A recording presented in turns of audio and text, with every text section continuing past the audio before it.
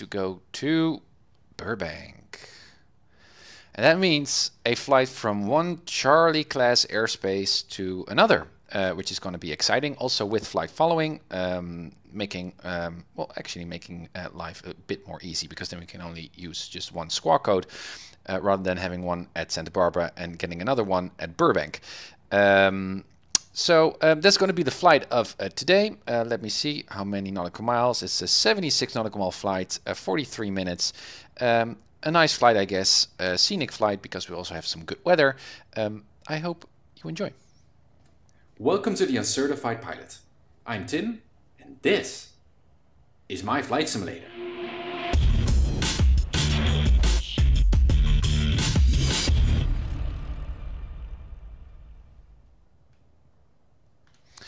All right, so let me see in terms of flight planning. So Santa Barbara, here we are, class Charlie airport. This is Santa Barbara, right? And we are currently parked over there at Atlantic. And I guess it's usual that the active runway would be 25.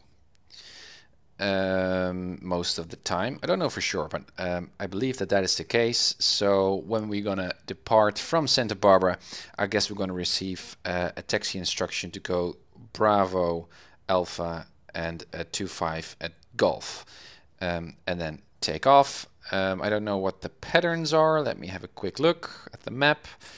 I see some RP there. RP 33 left, 33 right, and runway 7, I guess. Yeah, it's 7. So when we would depart from 25, we're going to get a left-hand traffic, usual by default. I don't know if the PilotEdge controllers will do something else, but that's what I'm expecting. Either way, we're going to go to the east, because we would like to go to Burbank. So we request a eastbound departure, and we're going to get a left downwind departure or a right downwind departure, something like that, if we're going to be assigned to 5. Anything else we need to know in terms of Burbank? Well, because we are on a class Charlie airport, we need to check in with clearance delivery first. Only if you fly traffic patterns, it's okay at PilotEdge to just sign into ground and say, hey, here I am for closed traffic. But if you would like to depart the airport, go to another place, sign in with clearance delivery first, and in all cases, you also get assigned a squawk code and some departure instructions most of the time. So it's kind of like, even if you don't request flight following, you get it anyhow if you depart from a class Charlie airspace. And if you don't like to receive flight following during your flight, you have to add that to your first call and saying, well, negative flight following or something like that. Or when you leave the class Charlie airspace, you say, can we switch frequencies and or go VOR or whatever. But in our case, we're going to fly following, so getting a squawk code is quite handy. So we've got a clearance delivery. Thank you for following, King Owen. Thanks. Welcome on board. So that is the stuff that we need. We've got ATIS, ground, and all that stuff we're going to refer to very, very soon. In terms of airspace, it's going to be a pretty basic flight, I guess. So we leave Santa Barbara airspace. We're going to go to the east. I just used a couple of fixes here, some Victor airways that we're going to follow all the way down to Burbank using VORs, which is something safe to do.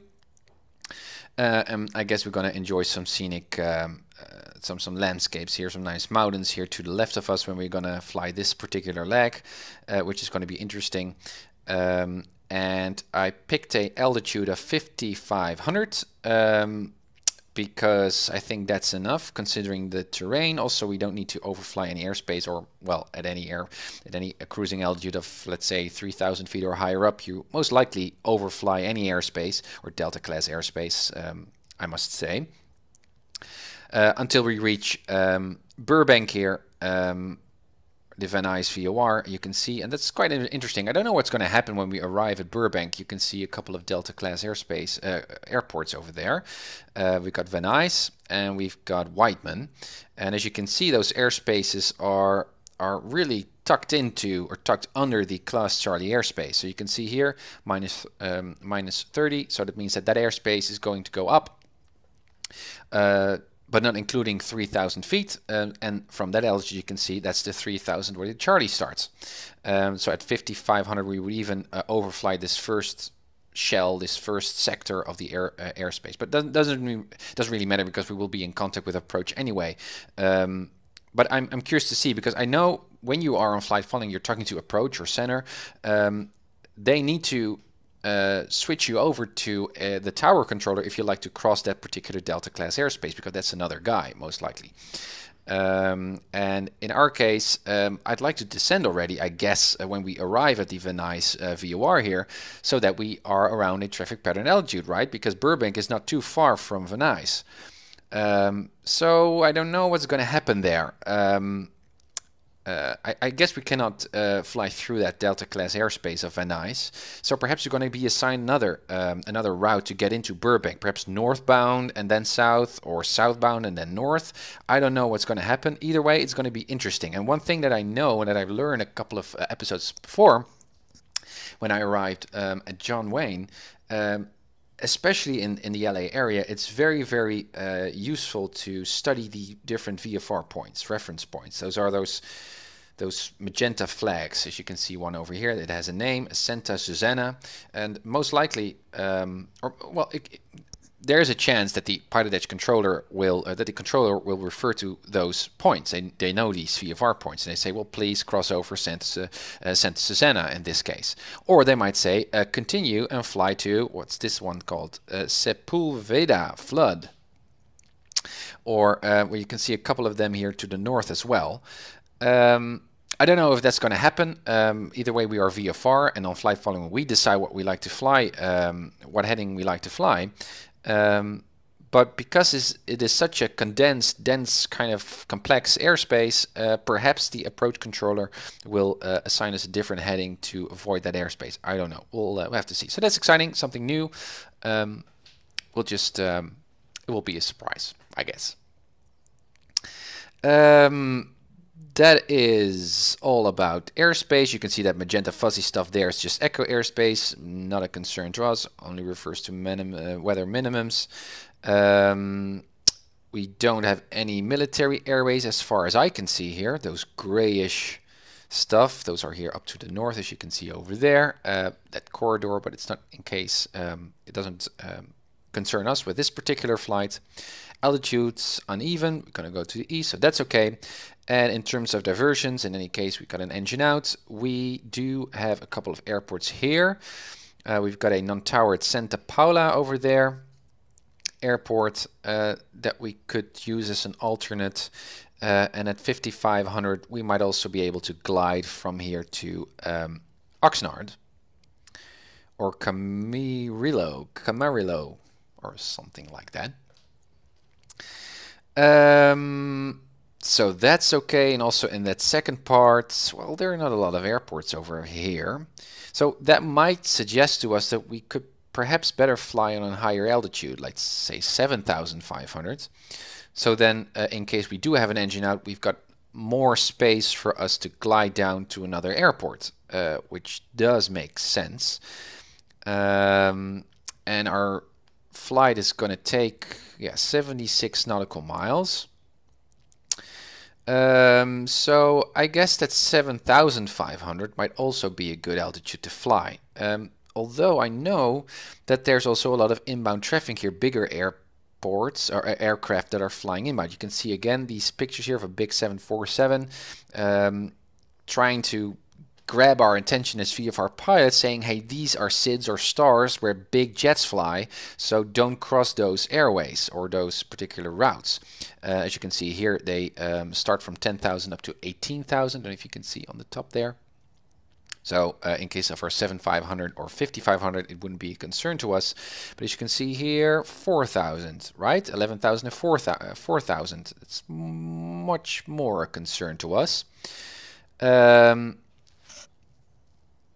still, we cannot overfly 11,000 feet. But it might be interesting, but then we can, if we go lower than 4,000, we get perhaps into trouble with the airspace. Well, we could fly 3,500. We would then still be above the Delta class airspaces here.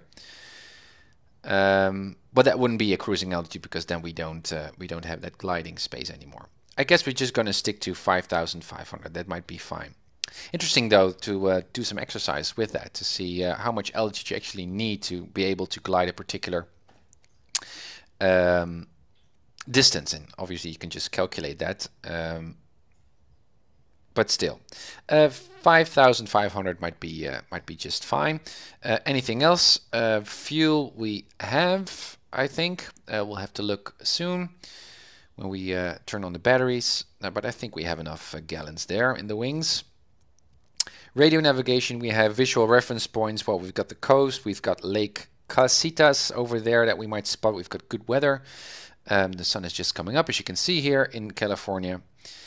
We've got mountains and terrain. Well, that's something that we do need to. So we really need to fly our tracks here. Our course is inbound to Van Nuys VOR because we've got some terrain to the north. So it's important for us to really stay close to that needle.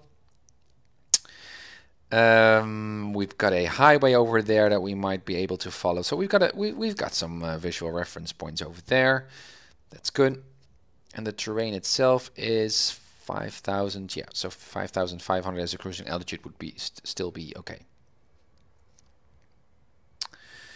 Okay, and it's all radio navigation and okay, cool. So that's is our route. Seems to be just fine. Let's go to the weather just to make sure. I mean, if I look at the map, I can see a lot of green flight category depictions here. Those green circles indicating VMC. So that's a good indication. But still, the weather might change. And one thing that might alert you, or should alert you, I guess, is when you look to the north of this map, you can see a pink flight category mark over there, as you can see.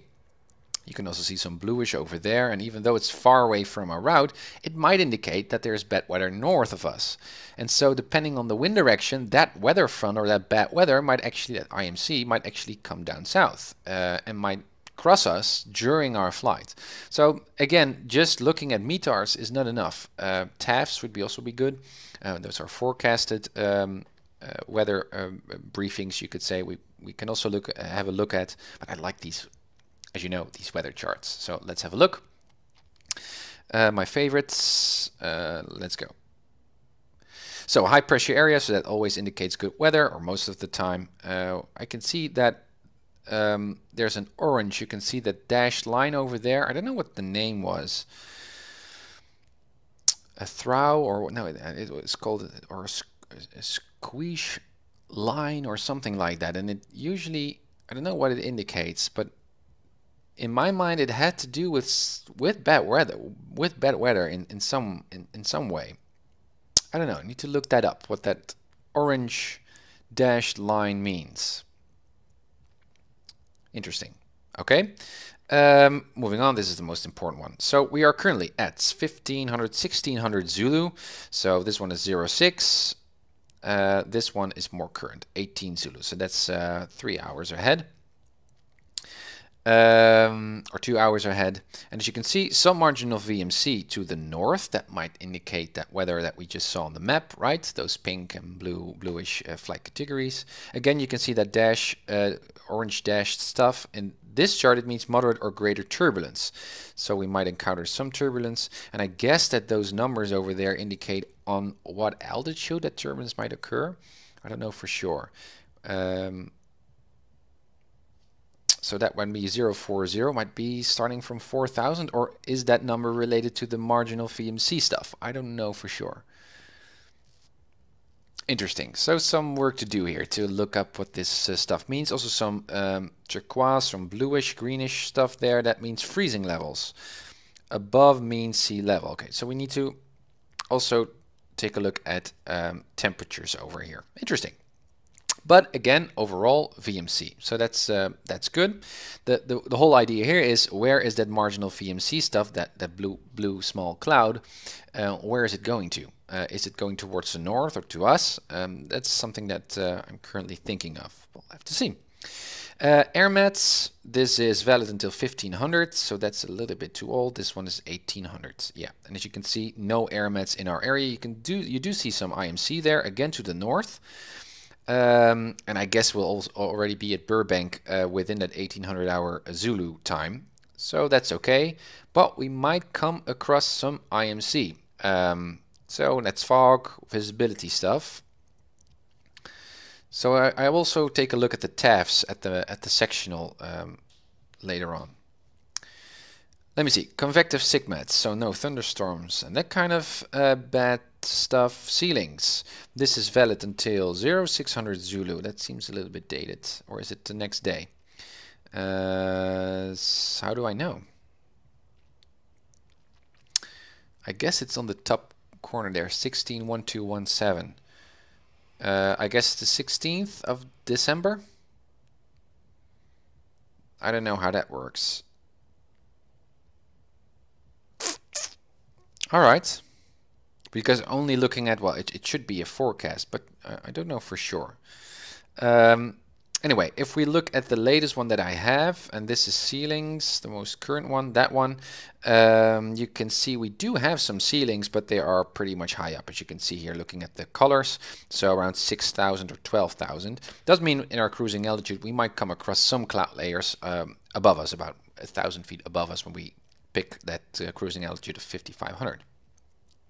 Satellite imagery, not exciting, and also the infrared shows there's not a lot of thick clouds, but you could see that there's some IMC here north of our area. Some cloud layers over there, but not something that we really need to worry about visibility wise. Again, you can see that fog stuff, around 6 miles of visibility over there to the north, and we might cross that particular area. So that means that if we had a route here that solely relied on visual referencing, PilotEdge navigation, that would be a bad thing to do.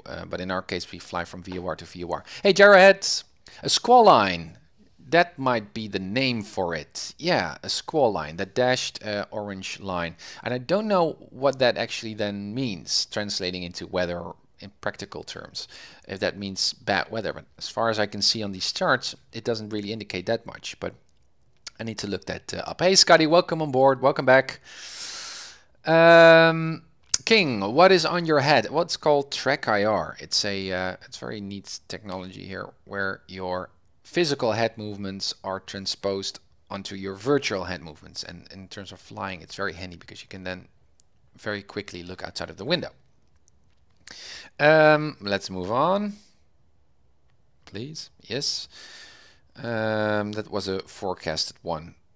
All right, so we were studying an old one. This was 06 Zulu. This is 0900 Zulu. I guess from the next day or so. I don't know. This is a weird chart. Need to look this up, what that means. It's also important to know what date it actually is referring to, rather than just the time. As you can see here, that visibility is actually worsening. Hey, Rich Boy, thank you for following. Thanks. You can see that it's actually getting a little bit more greener, saying the visibility is actually worsening over time. Still marginal VMC, but okay, our visibility might become an issue during our flight. Still, we're relying on radio navigation still, and even though it's marginal VMC, we're still in good shape, I guess. Wind speeds at 3,000. Well, they are pretty strong. Again, looking at the weather, the wind barbs here, and well, the strongest winds are at the sea. Those winds here, so the turquoise, bluish, greenish color there, does overlap the squall line indication on the previous map. And I think it has to do with winds, perhaps, that squall line. Again, need to look that up. Interesting. There's always something to learn. This is at 6,000. You can see that then the winds are picking up speed, also crossing over our route, and they are coming from the north going to the south. So in our case, we get a crosswind, I guess, because we're going from the west to the east. And this is a 9,000 blah blah blah. Turbulence, no SIGMATs over there, even though there was some indications that are significant weather charts some charts ago. But nothing that we really need to worry about, not really significant turbulence there. Yeah, you can see it here also. And I guess that if you look very closely and you know the terrain, the reddish orange, more darker spots over there and near the LA coast there correspond with the mountains that are also on that spot. So, you know, it kind of confirms, I guess, that the winds are more turbulent around that mountainous areas. All right, this is icing. Okay, so no icing. So we did see some freezing level indications on the significant weather chart. Let me see what the weather, what the freezing levels are doing. Ah, but they are low, as you can see. This is valid until 1600 Zulu, so that's currently, that's actually now. And as you can see in our spot at the LA area, it's light green. Well, you can see 5,000, 7,000. So indeed, there are some freezing level issues. There could be some potential issue, and that's icing, obviously. Now, icing can only occur when it's freezing and when we've got moist in the area. But it does, we need to flag the fact that we need to use our pitot heat. Hey, Rich Boy, welcome. And November 39, welcome. Yeah, so still we've got VMC and more. Again, I don't see much clouds here currently outside. Here at Santa Barbara, you can see some there in the distance. But if we would fly into some fog or that kind of moisty weather, we need to switch on that pitot heat. We need to be. I also need to turn my clock here to temperature, so that I'm aware of that. Interesting. Okay, that completes the weather briefing in terms of charts, but I'd also like to make sure what the TAFs are doing. So Santa Barbara, oh sorry, Santa Barbara, let me see the TAFs, forecasts. And as you can see, still VMC, 6 statute miles, sky clear, good. Let's also pick Oxnard here, along our routes. Does it have forecast? It does. 6 statute miles, skies clear, looks good, winds are okay. About 10 knots or so. Yeah, it's the 17th, right, guys, today? It's 17th of December, I think. Yeah. So 17th. Right, so we've got, yeah, so the third line over there is relevant in our case. Okay, anyway, sky clear, so that's good, but let's also look at Venice. What is Venice saying? Details, forecasts, also greenish. Green is good. Winds are calm, about 6 statute miles, skies clear, okay. And Burbank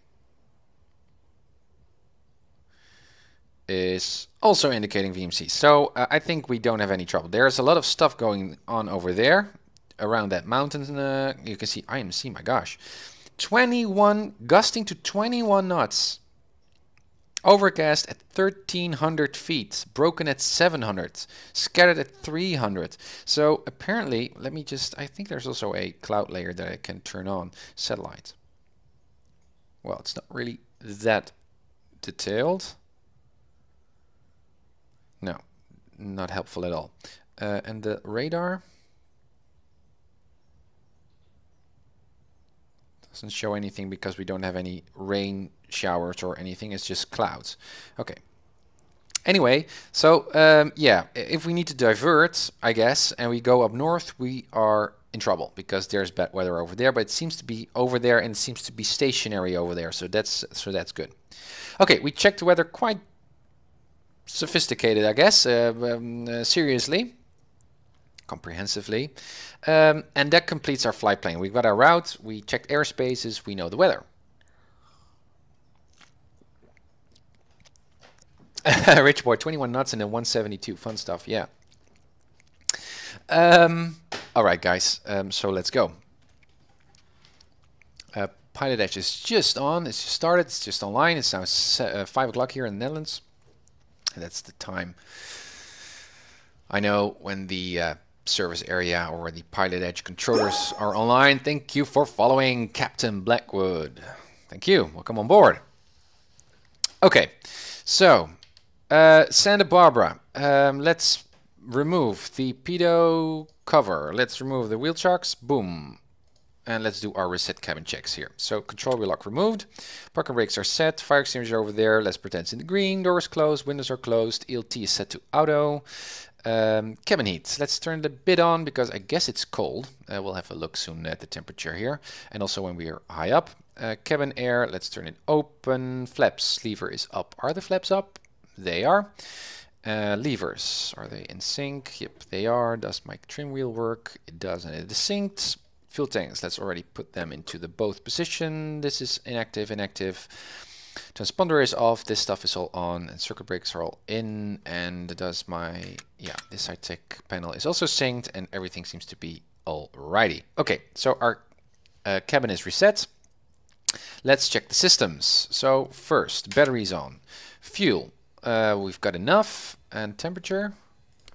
4 degrees, my gosh, it's cold outside. Okay, good to know. Anyway, batteries on. Let's turn our landing lights on. Every light on and also the pitot heat. And let's go outside to see if that stuff is actually working. Especially the pitot heat is quite important. During our current flight, texturized landing lights, position lights, strobe light is on. Also on that side it's working. Beacon light is on and I can see the position lights over there. Good. And there's the pitot heat. And that's working. Very important that it actually works. You can flip a switch, but it doesn't mean that it's actually working. Okay, so every button off except for beacon. Then we turn on the avionics. I want to see full illumination here. That's good. Flaps down. Let's see if they go down in sync as well. Otherwise, we've got some additional ailerons on our hand, which is bad stuff. Okay, down. Looks good. Transponder, let's verify it is on. No, it's still on the squawk code from my previous flight. It was also using flight following, so set that to VFR. And let's also see if all the digits are. Yeah, it's working fine. Okay, off. This we're going to set soon. Annunciator, messages all seem to work just fine. Good readings. And yeah, you can see there already some gyro drift over here. Looking at the heading indicator and comparing it to the magnetic compass. It takes a little bit practice, at least in my case, to. I mean, this thing works a little bit the other way around, I guess. So it's more closer to 12, as you can see, 120. It's about 135. So let's set it to over there. Doesn't really, I guess, practically doesn't need to be exact, but it needs to be in sync. So during your flight, occasionally look and compare those. This is all set. And circuit breakers are still in. Yeah, okay. So avionics off, then battery off. Now we can do the exterior walk around. So pitot heat again. Let's pretend that we check that there's no stuff and dust in it. Breakage door closed. Tie down is removed. Always with A2A, be very careful and precise, accurate looking at these pictures because stuff can mess you up. Looks good, everything is connected, all the bolts are still in. Trim tab, there's a wiggle there, that's good. Flaps, wiggle as well. Connecting rod here, the connecting control arm is okay. And all this stuff works as well. Connected control arm is good. Tie down is removed. Also we would feel the leading edge of the wings and all that stuff. Wear and tear, let's pretend it's good. I don't know if A2A also simulates deteriorated states of the wheels. I don't think so, but you'll never know with those guys. Fuel is not contaminated. Color, wings confirms our fuel gauge. Oil, a bit low. Let's replenish that one. So let's pretend we can just hop into the hangar. Oh, that's not 8, that's 7, I think. How do you replenish the engine oil? Oh yeah, guys, I also changed the I will just move the screen a little bit to the right here so you can see. Somewhere over there, I guess. Yeah. I also changed the spark plugs from the regular ones to the fine wire because I got a little bit cleaning up the spark plugs got a little bit repetitive. So a couple of times, as you've seen in the previous episodes, we've got fouled plugs, and I cleaned those up during the run-up. And now I get the idea. So I changed the spark plugs here, which is so awesome you can do with A2A, to fine wire, which is less probable that you get fouled plugs in that way. So that's something I changed. Oil. Yeah, so I know that there are different oils and they are referred to different kind of temperatures. And I know that the 100 alpha, I don't know if you guys can read this, is very small. This 100 alpha whiskey kind of oil is a more general kind of oil which works at pretty much any temperature. Let me look at the checklist. I know, guys, if you're new to the Uncertified Pilot, I've made a student, unofficial though, student checklist of the A2A 172, also for the 182, which has many more items than the default basic checklist, including oil, engine oil. Yeah, so no, I'm wrong. I'm using the wrong oil. Ha! Because the 100 alpha whiskey or AW oil is for 16 degrees plus. And it's not 16 degrees Celsius plus currently. We need to have, let me see, minus 18 degrees Celsius up to 32. That's the 20W50. That's the most generic one, or the most versatile one. And the other one at 25 whiskey 60 is for all temperatures. Oh, that's the most versatile one, I guess. I think I will just stick to the 20. Let's see if we got some different performance out of the Cessna in this flight. It's interesting. Anyway, so the 20, I'm double check that. 20 whiskey, yeah, that's the temperature that seems to be fine. Bloop, bloop. Okay, good. Back to reality. Let me see. Yeah, so it's replenished and we've got better fuel and better engine oil, so that's good. Awesome. That's A2A, guys. Why doesn't A2A develop or ports its airplanes to X-Plane 11? Man, I'm telling you, I'm going to switch to X-Plane 11 when we've got a realistic Cessna. X-Plane 11 looks so cool. Also now with SkyMax Pro 4, version 4 is coming out tonight, I believe. That looks Rex-like, very, very awesome. So, yeah, got X-Plane on my mind. Let's continue. Fuel drain, good color, no contamination. Props, prop blades are okay. Intakes are clear, no bird's nest stuff. Static port over there is clear. Other wing, good gallons, enough gallons, and confirms our fuel gauge. Good color, no contamination with water. Wear tear, let's pretend it's okay. Tie down is removed. Stall horn, fuel vent is clear. Ailerons looks good. And wiggle of the flaps.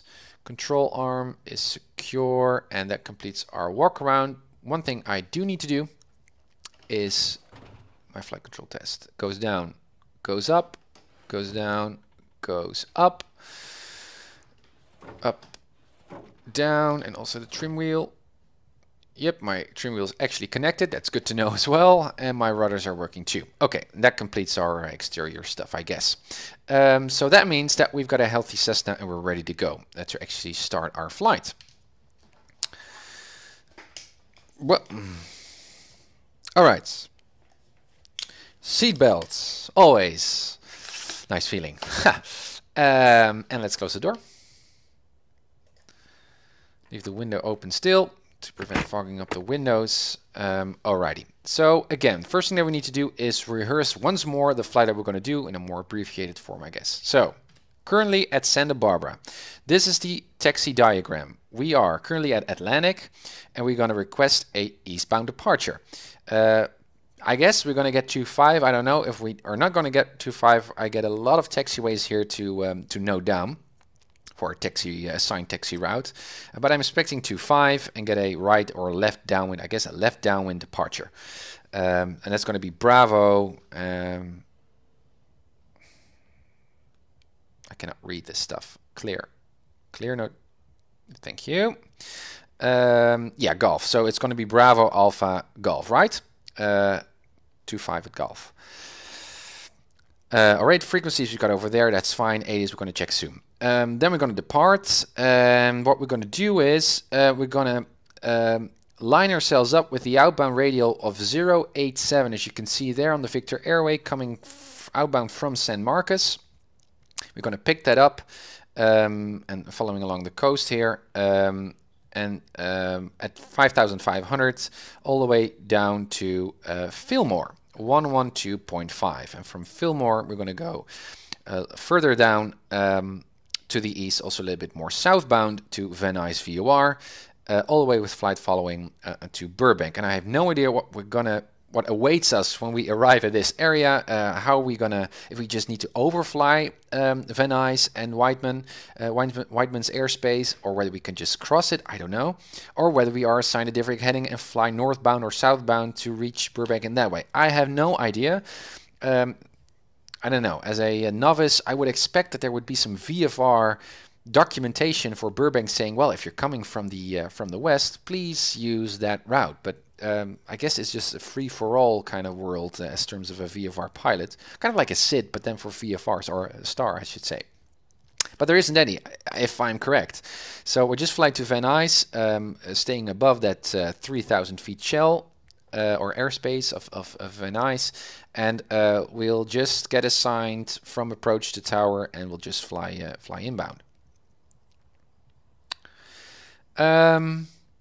And that's it. Bad weather up north. It's going to stay there. We can glide down to the south in case of emergencies. Okay, that's good. And we are ready to go. That concerns our briefing, guys. Are you sitting comfortably? Are you ready as my passengers, as my co-pilots? Because I need your help during this flight. From one Charlie airspace to the next. That's new for me. Also with flight following, which I'm already getting familiar with. But it's going to be a dense, busy flight. Let's see how well I can do. And if I fail, we'll learn anyhow. Captain Blackwood, after watching a few of Tim's videos, I got sold on the 182. Good for you. I'm too broke to afford an actual 182, let alone the pilot lessons, but I'll be getting one of these. Awesome. Yeah, you can get pretty far with Flight Simulator, whether you're flying on X-Plane or Unprepared. Well, Unprepared with A2A, you get also the aircraft realism there, and you can really get a long way using Flight Sim and PilotEdge at the same time, and ForeFlight and all the charts. Tim, where's your aircraft located? Well, currently at Santa Barbara at Atlantic. So, briefing done. That means before engine start check, so parking brakes, let's release them to check whether our brakes are actually working, and it seems like they do. Reset our parking brakes, fuel tanks are set to both, and still our circuit breakers are all in and our avionics is off. That's important because when we start up our engines with the avionics on, and also the batteries would then be on, then there might be a chance of an electrical surge coming from the engine to the electrical equipment and might damage it. Also simulates here in it's also simulated here in the A2A, which is interesting. So batteries on, avionics are off. We can prime the engine. The doors are closed. Yeah. Look at the engine fuel flow there. 1, 2, 3. Primed. Fuel pump off. Let's set in the throttle here. Over there. Again, fuel tanks are set, parking brakes are set. Okido. Propeller area is clear. So clear prop. Mixture full in. Magnetos back to both. 1200. Oil pressure is coming up. Within 30 seconds it should be in the green. And that looks okay. Let's lean the mixture for ground and reset to 1000. That's good. Then we got a volt reading because I didn't turn the alternator generator on just yet. Turn it on right now. You can see ammeter showing that the battery is charging, which is good. Avionics on. Flaps up because we don't need those right now. There they go. And let's show PilotEdge that we are here. Already verified as 1200, but let's verify again. 1200, good. And virtual headphones on, that's much better. So now it's time to set the radios, and we need a couple of them. For example, the VORs. We need first, well, we could check in we can tune in San Marcos here, but perhaps it's just more easy to just tune in to Fillmore and get that radial going. I don't know what the radial actually is. 267 outbound. Nav 1, 112.5. 112.5. Alright, set to the active, and we're gonna fly, that's outbound 267. So inbound 267, let's set it to the bottom, 267. Something like that. And that would be our course inbound, so that's good. We already got a reading, that's good to know. Then we're gonna fly to Van Nuys. That's our second V1 and the only second one that we need. And that is on, where is it? Oh, 113.1. Let's set that to the COM2 or the NAV2. Yeah, we can set to the NAV2, or we can switch it during the flight into NAV1, because the NAV1 is only connected with the DME, and I'd like to see the DME reading. I don't know if I can actually reset the DME to read the DME of the NAV2. I don't think I can. There are some buttons over there, but they do something else, I believe. But if any one of you guys know, let me know as well. So NAV2, Van Nuys, and that was, what did I say, 113.1. 113.1. That's set, and that's going to be then, if we fly from Fillmore to Van Nuys, it's going to be a course of, you can see it over there, 097 outbound. 097 outbound. No. Let me see. 097 outbound. Something like that. Okay, so again, NAV1, 113.1. Let's verify. Did I set that correctly? Or am I messing stuff up? I think I am. Fillmore should be on 112.5. Yeah. So that is, yeah. So that is NAV1. Now it's set, and on NAV2 we'd like to have Van Nuys, and that was 113.1. I made this mistake before, and it has to do, I guess, with my Saitek panel. I cannot really read whether I set it to the NAV2 or NAV1 here on my panel, physical panel here, and so I think I tuned in, but I did not. So let's verify once more. We've got NAV1, 112.5, that's correct, and we've got NAV2, that's Van Nuys, and that's 113.1, correct. Okay, and we got also tuned in, turned the OBS there. That's good. As you can see, as the engine warms up, also the RPM increases. So let's, in the initial stage, your startup stage, be aware of that. Doesn't really matter that much, but engine is still warming up. Good. So set this one to temperature here. Anyway, that's NAV. Let's tune in with ATIS. We've got ATIS. Obviously, we've got ATIS here on Santa Barbara. It's 132.65. And is it still set? It is still set. So let's have a listen. Santa Barbara Airport Information, Foxtrot. 1620 Zulu. Wind calm. Visibility greater than 20 miles. Good. Sky conditions clear. Temperature 6. Dew point 1. Altimeter 3015. ILS runway 7 in use. Landing and departing runway 7. DFR aircraft say direction of flight. All aircraft repack hold short instructions. Advise controller on initial contact. You have Foxtrot. You have Foxtrot. Airport information, Foxtrot. All right, we've got Foxtrot and we've got Grey Rudder, so that's good. Yeah, so I tune in the altimeter. Let's verify with the airport elevation. That should be 13. 13 looks good.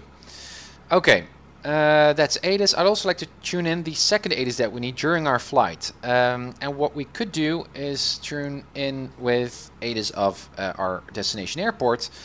And I guess that would be fine because we don't have a lot of significant weather changes during our flight, I guess, but we could also tune in Oxnard while we're flying and then tune into ATIS of Burbank, but I will tune in Burbank already. And that is, oh, we've got two ATIS frequencies, 134.5. I don't know if Prepar3D has both of them. 134.5.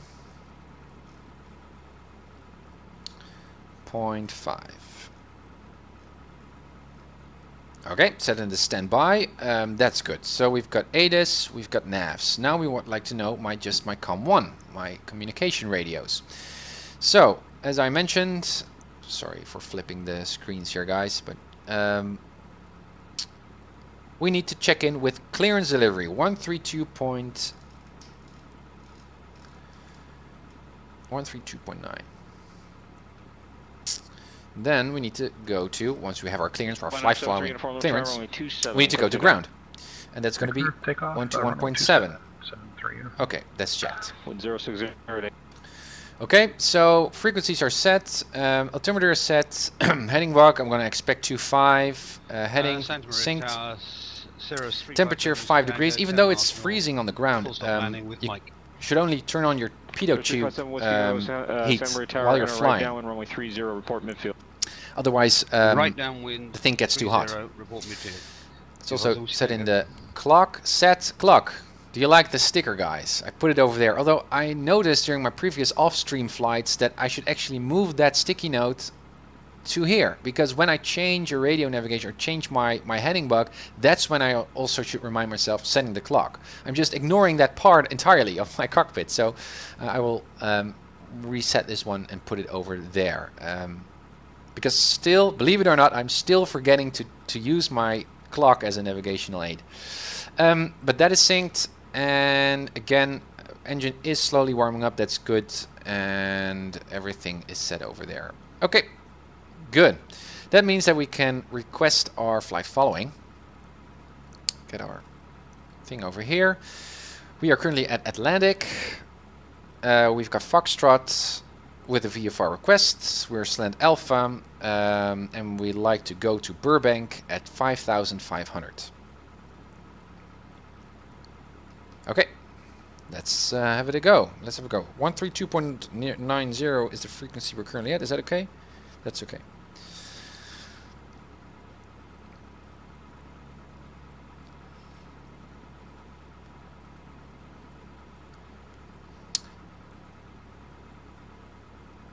Santa Barbara clearance. Good day. Skyhawk Papa Hotel Tango Mike is at Atlantic with Foxtrot with a VFR request. PHCIM, Santa Barbara clearance, go ahead. Papa Hotel Tango Mike is a Cessna Skyhawk Slant Alpha. We'd like to request flight following to Burbank today at 5,500 if that's available. Our 73 uniform radar contact departure. Departure 7394. Got a lot of information right now. Or PHCIM, is this for the CAT rating? No, this is not for the CAT rating. This is just our casual flight. Right. I went off Tango Taxi parking via Sierra. Correction, via Alpha. Apparently this is a parking via Alpha this frequency to Alpha Tango.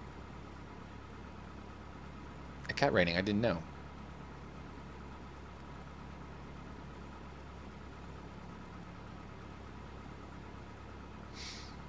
Bring it on, Donkey Kong.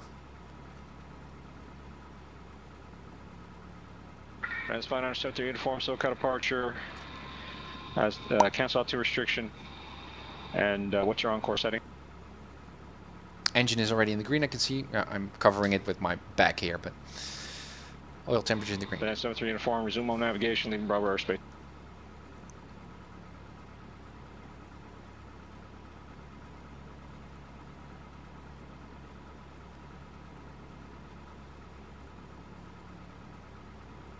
Bakersfield Tower, Skylane, November 108 Echo Sierra, 12 miles east inbound. Come on. Ranger 1 Echo Sierra, Bakersfield Tower, you said 12 miles east? Affirmative. West, sorry, west. Affirmative. West. 1 Echo Sierra, roger. Enter left base, runway 30 right, report 4 mile final. Entering left base. Papa Hotel Tango Mike, come on. 30 right, report 4 mile final. Santa Maria Tower, 357 Whiskey Tango is right downwind for 30. 457 Whiskey Tango, runway 30, clear to land. 30, clear to land, 357 Whiskey Tango. Ontario ground, bear November 453 Whiskey. Ridge Boy, you can laugh, but requesting taxi for a southeastern departure. I will check in once more if we have space. I guess the guy is busy. It's a Saturday.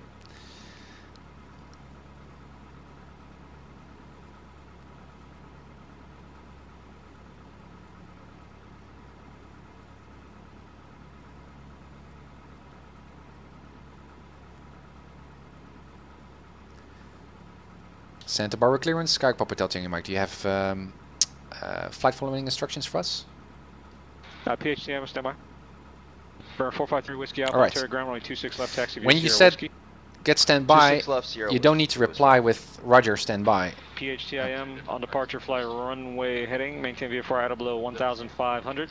Departure frequency as 120.55, squawk 7467.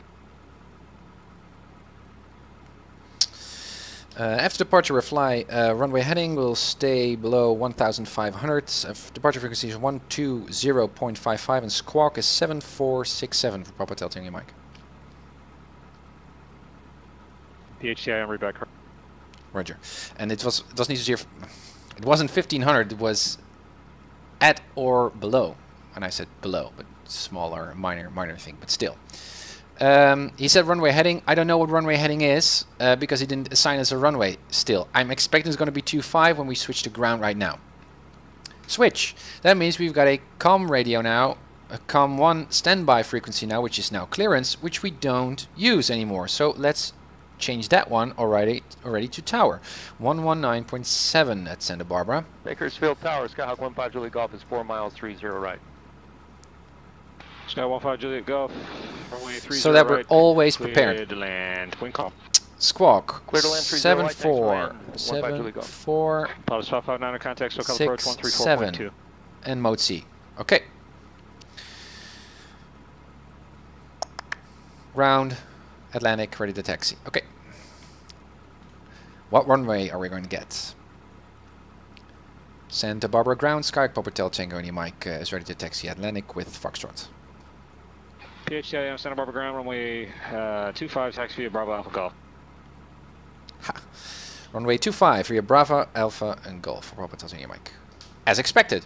And it helps if you think like a controller in your pre-flight planning stuff, because when you already expect certain instructions, it's so much easier to write this stuff down. And it makes sense. If you get other instructions, you might flag that and say, hey, did he understand me, or did I say something wrong, or okay. 25 again. Quick look. Bravo Alpha Golf. Yeah, makes sense. Okay. There we go, guys. Wish me luck. Parking brakes released. Brake test. 4-turn ground, works. 629er Juliet Golf, right to FR to Canyon. Turning, heading indicator, slip indicator, everything seems to look just fine. Attitude is stable. Here we go. No traffic there. Very cute scenery, Santa Barbara. Let me see. 629 Juliet Golf, Wilson ground, standby. There we go. Meadows Tower, Cherokee 5299er X-ray 4 mile final for 30 right, Meadows. Cherokee 5299er X-ray, runway 30 right, clear land number 2, traffic. Engine is already in the green. Engine oil temperature, I should say, is already in the green, so we can do our run-up when we're there. Look at this terminal. Tango is clear of the active at a 6. But apparently, I'm already flying a cat rating, which is a little bit silly, because if I knew that, I would have been prepared and I would already do my and complete my cat rating. 7 Whiskey Tango tax parking via Alpha Pass for the Cat 4. So that's a little bit Alpha to the not handy or not smart of me. Thank you. But anyway, the more we can fly, the better. Meadows Tower, Skylane 2148 Papa at 1,500, about 9 miles west of the field for landing. But it's nice, guys, don't you think? Bakersfield Tower, enter left base from like 3. A lot of people flow. 4 mile final. Left base 30 right. So there's we're currently at Bravo in the black. Alpha is crossing. there's the runway. So we're going to make the turn to the right here. As you can see here, this line means that in this area, this is a non-movement area, and that means that you can taxi over there, relocate your aircraft if you like, without any ground clearance. To do that, you can just freely move around, I think, because it's also a terminal area, so perhaps it indicates also that you should not just enter that area without any instructions, but I think it's just that it depicts that that is a non-movement area, which is a weird name label, by the way. It's labeled from the eyes of the controller, like saying there's movement that you shouldn't be concerned with. In terms of a pilot, you say, oh, I cannot move in a non-movement area, but you actually can. So Golf 25. I will just go a little bit further here and make my turn so I can do my run-up, so that in any case there's another pilot here that would like to use Golf, he or she can. Bakersfield Tower, Skylane 8 Echo Sierra. Okay. Turning 4-mile final for runway 30 right. Sky 8 Echo Sierra. Engine is warm. Right, Mixture full in. 3 traffic. 1800s. Looks good. No unshaded messages. Oil pressure stable. Left mag. Small drop. Good. Back to both. Right mag. No, that's not right mag. There's right mag. Looks also good. Back to both. Landing lights on. You can see a charge there of the battery. Landing lights off. Let's go. Idle. Again. Engine doesn't quit. Oil pressure is still okay. No unshaded messages. Good. I trust this Skyhawk. Let's leave the mixture over there, and I will also put on my parking brakes. Alright, like to know for sure that my flight controls are working. Palomar Tower, runway 24, clear to land. Alright. Clear to land, runway 24, 59 or 73. There it is. Okay. Wind 100 at 4. Switch to tower. There we are.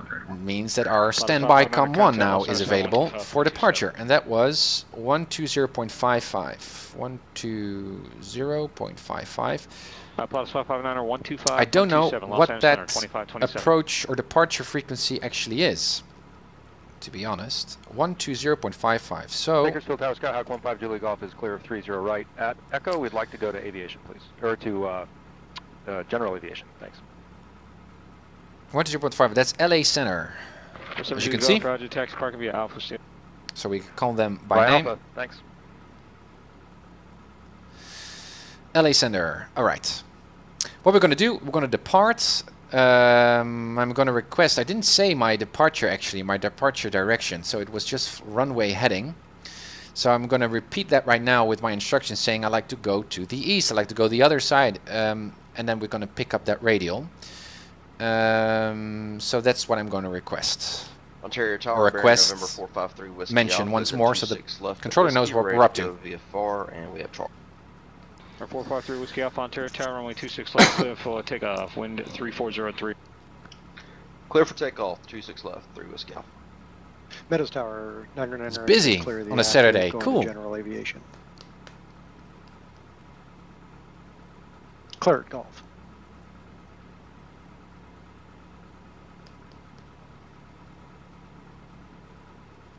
Still waiting for a reply. 999 X-ray, Roger, taxi, parking via Alpha, and you have a good day. Parking via Alpha, have a good day, 999 X-ray. Santa Barbara Tower, Skyhawk, Papa Hotel Tango, Mike is holding short 25 at Gulf, ready for departure, eastbound.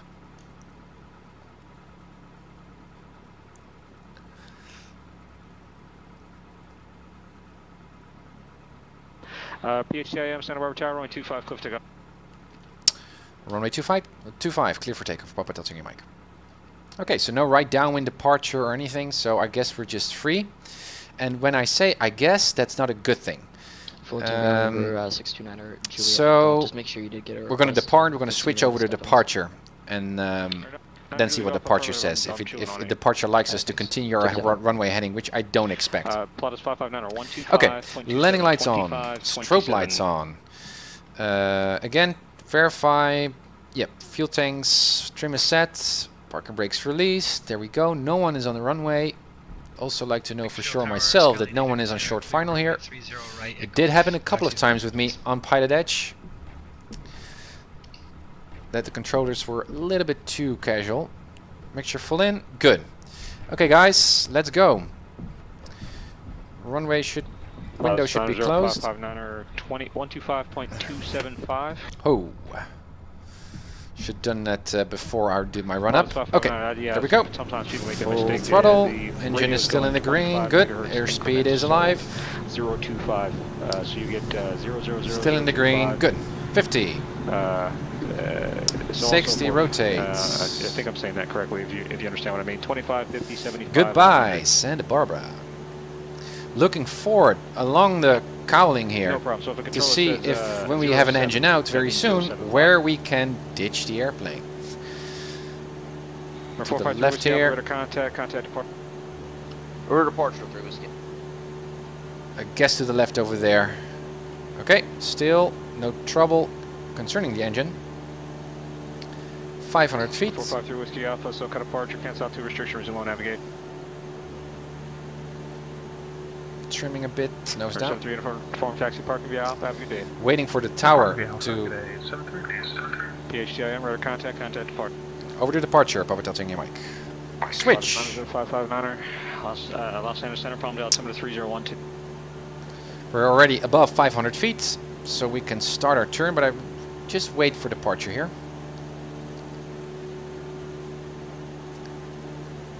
Los Angeles Center, Sky Papa Delta Mike is climbing through 1000 for 5500. PHTIM, SoCal departure, cancel out 2 restriction, resume on navigation. We'll resume on navigation, Papa Delta Mike. Good. And that's what I'd like to hear. Let's make a right downwind. Or no, well, it's left, so let's take a left. Also some terrain to the left, so that's to the right. So better to make a left turn rather than a right turn. Already we are above traffic pattern altitude, so I can reset my throttle to get a green fuel flow going, something like that. No altitude restriction, so we can fly through 1500. Aircraft cone, say call sign. Just keep on turning to downwind. Keep that climb going. 140 Papa. Look at those clouds in the distance. Good. 5500. Good.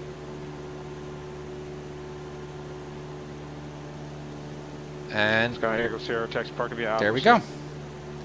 Downwind, good speed, engine is still good. There we go, guys. And there's Santa Barbara. Parallel with the runway, confirms.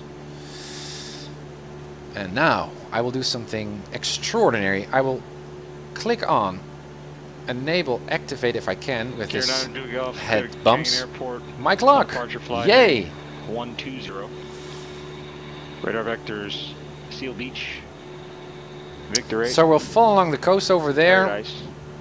And Victor 442. catch this radial. Hector. That's the Victor idea. 210. As filed. Maintain 2000. Expect 3000 10 minutes after departure. Departure frequency 128. Landing lights off. Squawk 2715. Above 3000 feet we can start leaning. The engine, get best performance, or most economical.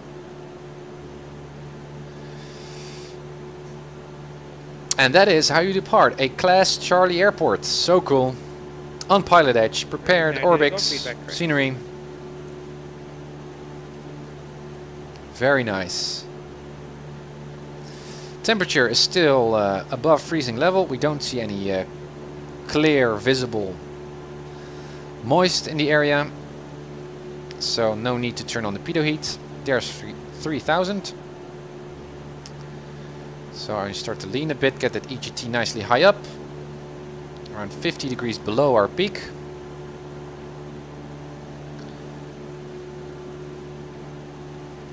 Good.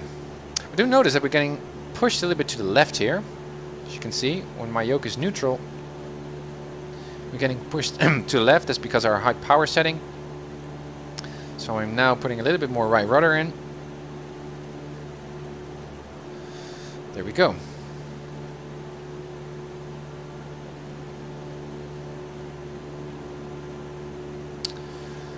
So cool, guys.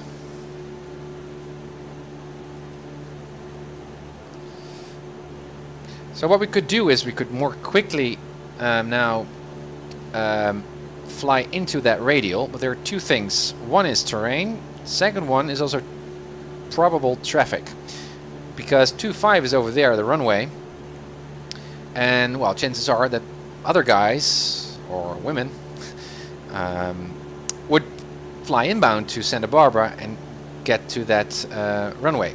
So it's not really that good. Well, we're high up, so I guess we can overfly the glide path of runway 25. But still, it's good to be situational aware. It's almost like you're thinking, and I still have a lot of I still have a lot of stuff to learn on that part still. But it's good to practice thinking like a controller, even though you're flying yourself. It's more like you're thinking along with the system of aviation. I know that makes sense, but November 39, round of applause to Tim. He's finally losing the clock. Yeah. We're 248 Papa taxi parking via Alpha. New controller. It's a 5:45 here in Amsterdam, so that's an unusual time for a switch of controllers. But so we've got our COM1 now is Tower Santa Barbara, which we're not going to use, but chances are we're going to be handed off to different departure or center controllers during our flight. So it doesn't make sense now to tune that one.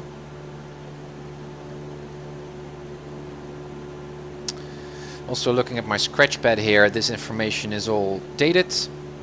Everything is set, double checked. Our frequencies is still in. So that means I can clear my notes. So we're ready to note down new stuff. Coming up to our cruising altitude, 5,500. Engine is okay. We can lean a bit more, as you can see. If you guys can see over my shoulder here. As you can see there. As we are climbing, we can lean more aggressively. And again, engine is cool. We're 90559, contact Los Angeles Center 135.5.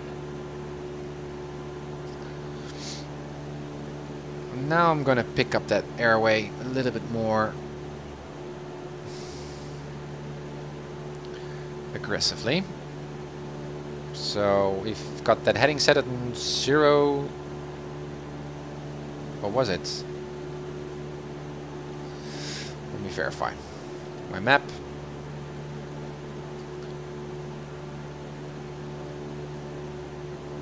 We're 90559 087. Santa Barbara altimeter 3015.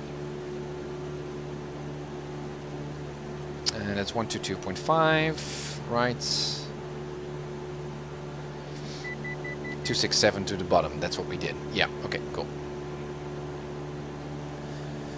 And that is called Fillmore VOR. Yeah, that's where we're flying to. Okay.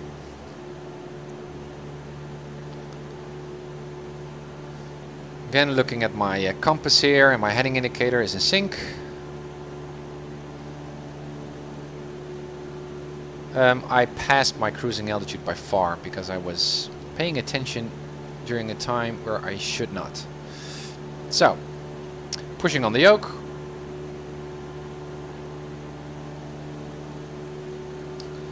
Allow that speed to increase here to around 100, the cruising altitude.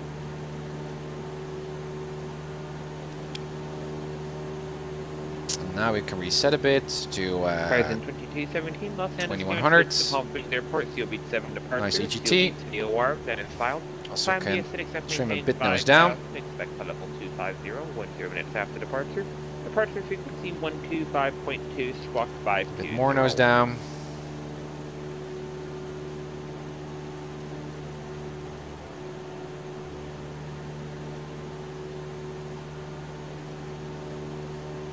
What a nice scenery. Some golf parks. Red Air 2217, read back correct. There's our cruising altitude. So that was a bit sloppy of me.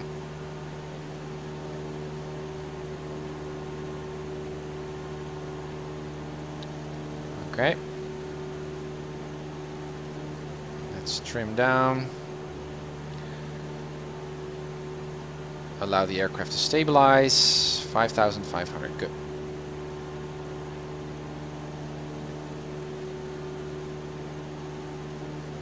A little bit nose up.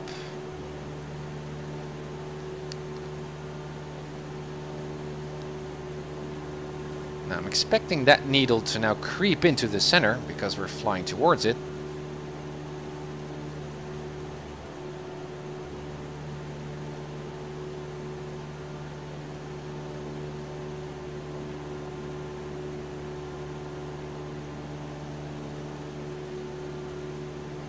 But it's not doing much. But hey, we're a Cessna flying only 100 knots, so yeah, the needle is not that sensitive. Superbro, what is this little plane? It's a Cessna 172. It's one of the most common student flying flight school aircraft there is actually. And that's also why I like to fly with the 172. In terms of practice, look at those reflections.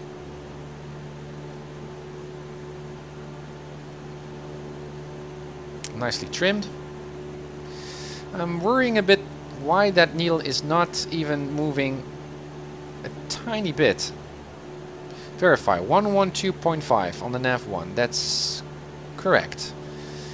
And what we need to fly is 267 outbound, and 267 is at the bottom. Yeah, that's correct. It's slowly moving now. Cool. Again, looking for that terrain in front of us.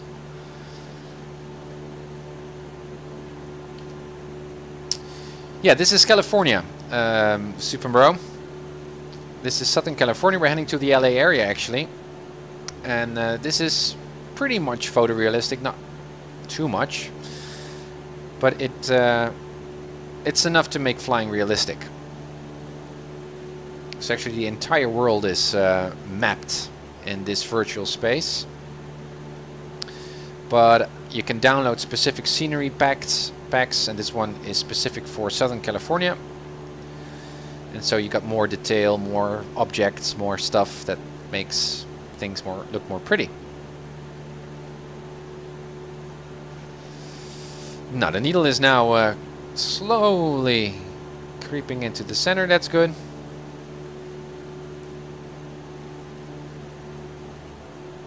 °1°C.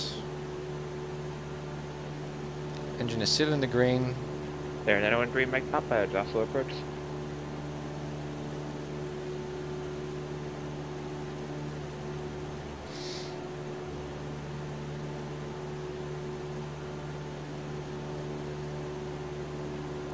And there you can see, guys, some clouds to the north of us.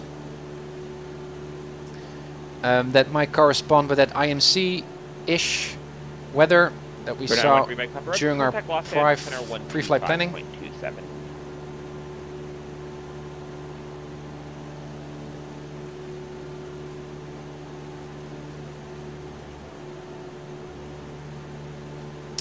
And as you can see, I don't know if you guys can see, that might explain why the needle of my nav1 is not that sensitive, although that doesn't explain the problem. If you look at the scenery in front of us, for example this stuff, you can see we're getting pushed to the right.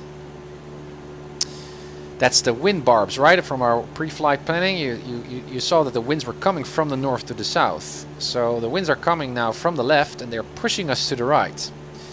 So that means that even though we're heading towards to a direction that might lead us to catch that radial, because we're getting pushed to the right, it doesn't affect our ground course that much. So that's why it kind of feels off to winds calm conditions.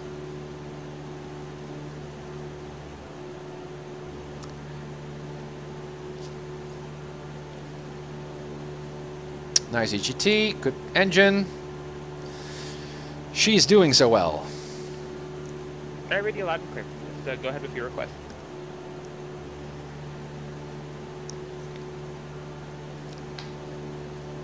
So guys, if you're not following me, my channel, Uncertified Pilot, Squawk 7457. please hit that follow button. Very much appreciated and encouraging for me to know you like the content.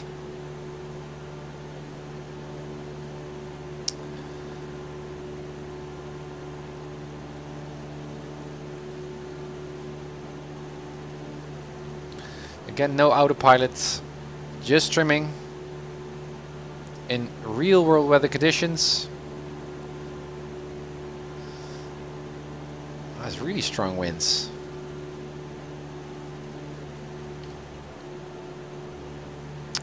Santa Barbara to the back of us. At the back. Here you can see that marginal VMC, IMC stuff also to the north of our route. Radar contact 2 miles south to Lake QVRC identing. I did not ask you to ident. I do not ident unless you're specifically told to do so. Go to the Fresno Airport as cloud climb and maintain flight level 180.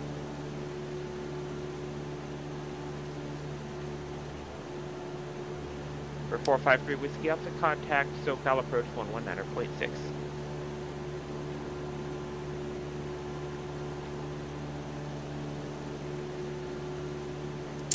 .26 nautical miles to go to Fillmore.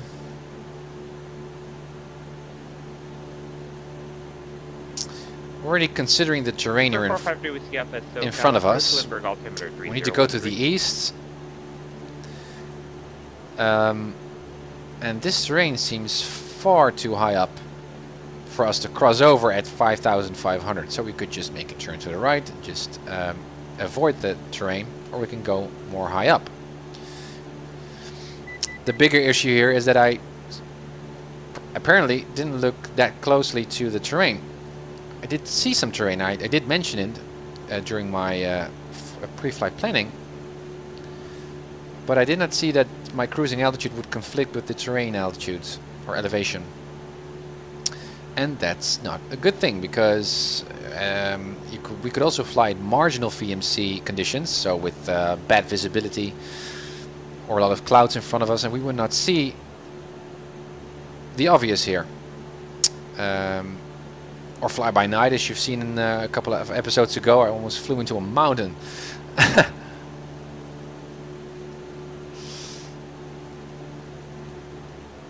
Okay, so we are spot on right now. Now, perhaps you would be tempted now to make a right turn to the east and point our nose to the east, because but then in that case we're going to be pushed off to the right again because of that wind. So just very gently making that right turn and stick to, well, this heading, for example. Just a little bit more, because the wind is going to push us on our track along this leg. A little bit more. We're overshooting the radial a bit, or the leg a bit. And again, as V4 pilots, we just use this as to guide us towards our destination airport. So we're not getting punished or get any penalties of not exactly flying on this radial. Although it's good practice though to perfect your navigation skills. We can align ourselves a bit more with the easterly. Hotel Tango India Mike, contact point Migo approach 124.7. Point Magoo approach 124.7 for Papa Tango Mike. Bye. 124.7. Point Magoo approach. Sky Papa Tango India Mike is level 5,700. Hotel Tango India Mike, point Magoo approach, coming altimeter 3016. 16 for Papa Tango Mike. Clear, how do you read me? 16. Well, we set it to 15, so that's good.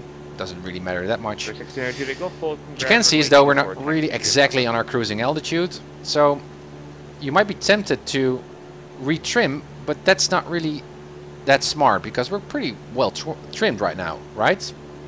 We're very slowly climbing. So in this case, it's much better just to use the yoke, nose down,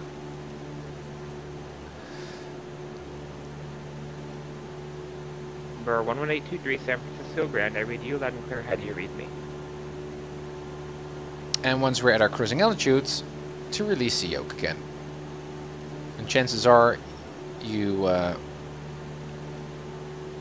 don't have to trim at all. Although, because we're now descending, our airspeed increases, and so the whole configuration, aerodynamic configuration or setup of our Cessna changes. So when I release the yoke, I guess the airplane would like to go up because it's going faster. Contact Palomar Tower. So there we are. So now pulling on the yoke again. Or if aircraft calling inbound from the southeast again. So hands off the yoke, you can see the aircraft likes to climb naturally because we have a higher speed.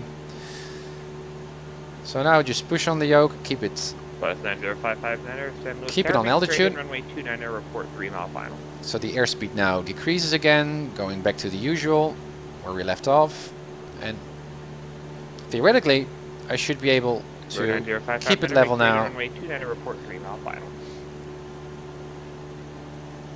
And there we are. So the terrain is not an issue, as you can see, luckily. But still, I wasn't aware that we would cross this terrain that closely.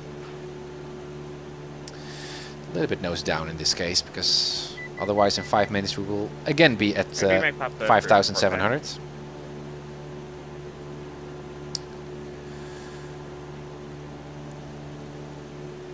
Beautiful weather, beautiful scenery. What else do you need in life? Hey Felix, good evening, welcome on board. Draculin, keep in mind in real life the mountain waves. Oh yeah, that's a good one. Those waves can travel up to 100 miles, so you don't want to get yourself in a bad situation. Yeah, so that's a very good point, Draculin. That wasn't on my mind at all. And perhaps we're going to experience those downdrafts, possible downdrafts soon. So what is actually happening, this is called mountain flying, and this is an art on its own. When the winds are coming now from the north, so from our left side, let me use the mouse, that's more helpful, I guess. To watch my altitude here. What's 15 nautical miles, okay. Alright, so it also appears that you're connected on an active runway. I just need to reposition your aircraft. Visibility change.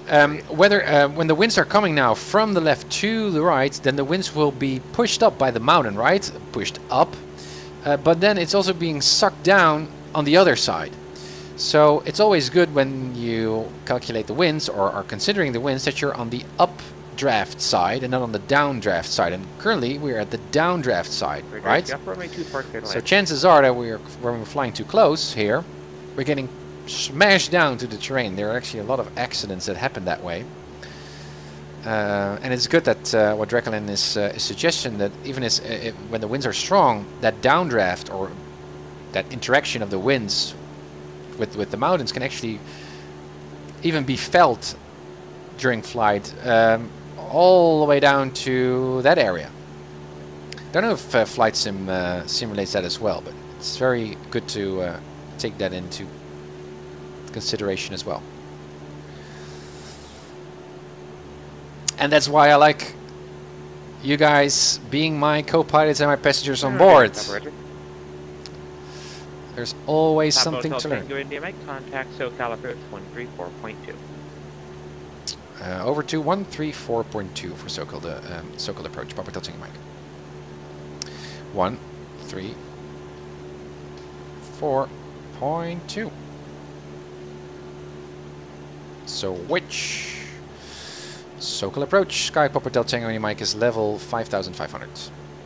Tap Hotel Tango on your mic, SoCal approach, Burbank altimeter 3008. 08, Papa Delta Tango mic.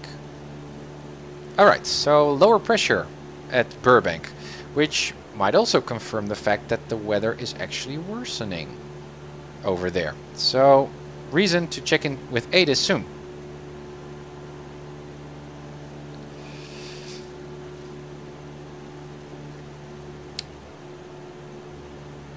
But guys, I'm really thinking about X-Plane.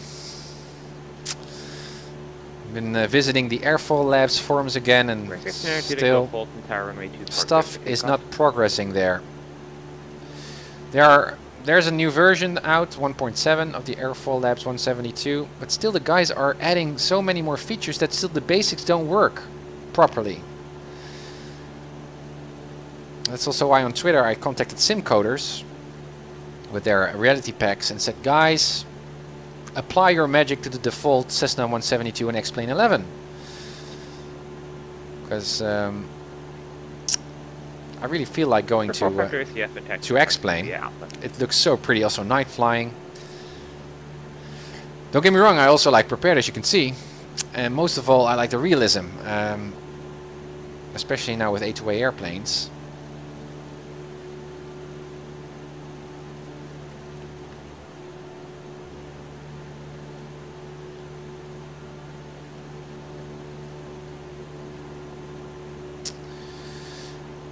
But on X-Plane, there's a tool where you can download actual photorealistic, like Google-like imagery from various sites and import those into X-Plane. Now that looks cool, I can tell you. And you've seen a couple of flights with me on X-Plane 10 using that scenery. It's gorgeous, and especially at dawn or at dusk. With light effects that X-Plane is so good at, it's just jaw-dropping, and nothing like the ORBX scenery. Even though we've come to know ORBX as obviously very, very professional, able scenery developers, nothing beats just actual photorealistic scenery. I'm drifting off my wins here. Thank you for following, Super Bro. Thanks. So let's fly in easterly heading right now. Go, so tell the pressure radar contact, climb, maintain 13,000, clear at Paradise VOR, resume on navigation. Felix, the question is if it's worth investing money into X-Plane just for the visuals. Yeah, that's right. So it's always, to me, it's always a balance, or a balance between visuals, also just sim stability also. In terms of bugs and stuff, although the current version of Prepar3D is actually quite good. Our visibility has improved, good. And the visuals.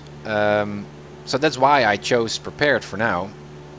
But when X-Plane also has proper A2A-like realism aircraft at 172, and also weather, now SkyMax version 4 looks pretty awesome as well. Then I would switch to X-Plane, also because a lot of third-party or just add-ons for X-Plane. I'm spitting on my screen. It's free. There's an awesome community of developers. So there's not a lot of actually money that you need to invest from transitioning to X-Plane. Prepar3D is much more expensive. There's some additional airplane, but that's it.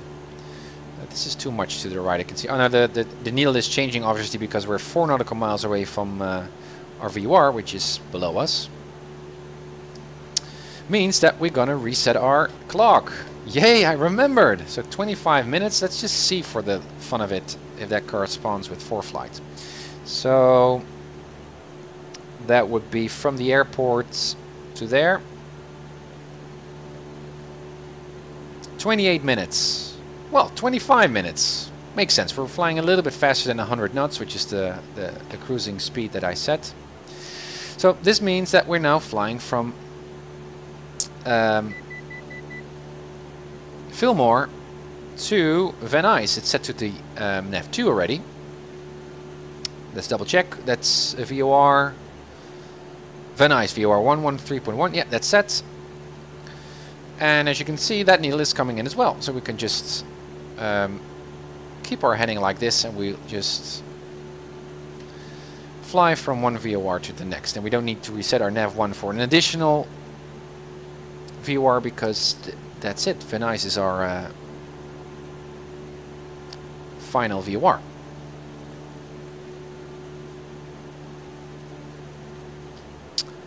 What good flying weather, guys. Again, you can see there to the north, weather, clouds, bad stuff, as we've seen in our pre-flight weather planning. And again, no autopilot, just trimming. Engine is still good, EGT nicely high up, everything is in the green. And I should reset my clock. Don't celebrate too soon, Tim. Click. There we go. Frankia, what app are you using? I'm using ForeFlight. I guess it's the most frequent question asked on the channel. It's ForeFlight. It's a navigation app for real-world pilots with all the charts there are and all the frequencies and everything you need.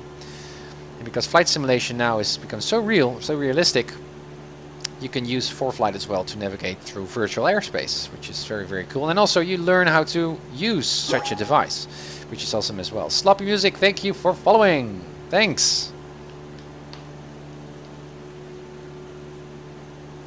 Felix, I don't think that there is more and better freeware for X-Plane than for... Okay, well, I'm not really that much into... Oh, there's an aircraft just flying below us. Would like to have heard some noise on the channel, though. Flight following. We're 550 taxi to parking the Alpha, alerting us from traffic, but anyway. That's probably the airway that we like to fly on, by the way, because we're already there. But Felix, you might be right, I'm not that into all the add-ons, but I do know that I was quite surprised positively with the X-Plane community of how many very proper designed airports are available for the SoCal area, which are almost as close as ORBX for free.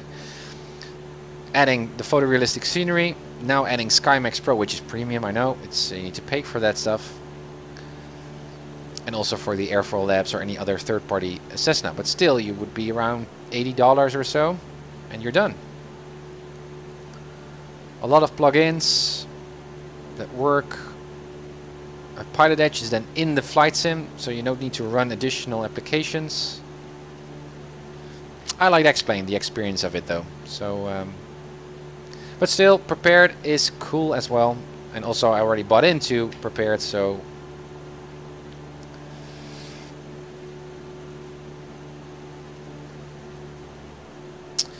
Okay, so we're kind of off track here.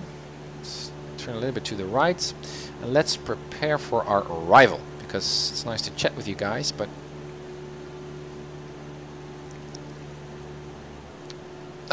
okay, so 5,500, we've got terrain in front of us, so this cruising altitude is not good at all, but no one assigned us on this particular heading. We're on fly following, we can do whatever we like, so we could just easily make a turn to the right here and use this gap to get to Burbank. Let's get the map though. So, we're flying this part right now, and this is our destination airport. Van Nuys is over there. Concern is airspace, Delta airspace, class airspace of Van Nuys and Whiteman. So, we cannot descend below 3000 because then we need to be in contact with tower of Van Nuys in this case and have clearance to cross that airspace. So, we need to stay up above 3000, so 3,500 might be a good cruising altitude that we can transition to by now.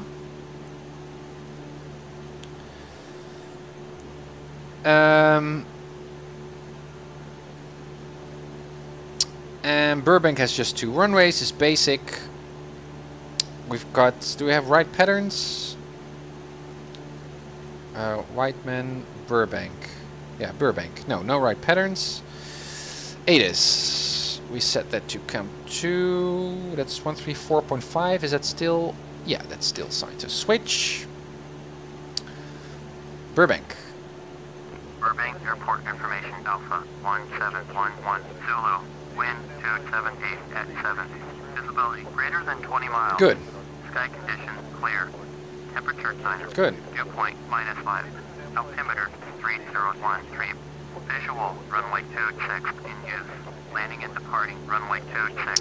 Well, I shouldn't change my altimeter right now. All aircraft read back hold short instructions. Advise controller on initial contact US Alpha. Alpha. All right, that's the most important bit. So when we get handed off to approach, a Burbank approach, or I don't know, any other approach, I guess, from the airport. I guess it's Burbank approach. We should say that we also have the weather, so they know that we are in sync. Now, I already heard the altimeter of Burbank. And you would be tempted to already reset your altimeter, but that's not a good thing, because we're currently with approach. Good morning. And approach is governing all the aircraft in this particular sector based on that same consistent altimeter. So if I now change my altimeter setting to a destination airport far away, then we've got inconsistent altitudes, right? And so that's why also when you got handed off to switch to another frequency, from approach to center or whatever, they always mention the altimeter setting. 47672, centimeter ground That's runway because they like to know that you are on the taxi same via altitude Alpha as all the other approximately guys in that sector. I'm far too off of my heading here. So the wind, crosswind correction is not that strong as it was earlier, I guess. So let's just fly proper. Now, because we're at 5,500 and we need to, we're getting in reach of our destination airport, I'm considering descending to 3,500. It's also an uneven number, cruising altitude going to the east. Because then eventually, if you look at the map, after 3,000, once we crossed Van Nuys, we need to already descend to traffic pattern altitude of Burbank. And if we're still at 5,500, that's not really helpful.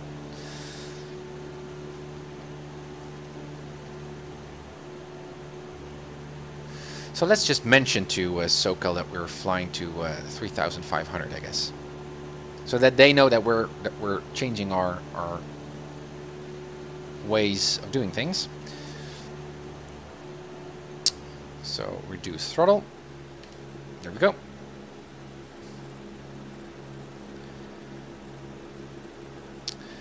At 3,500, yeah.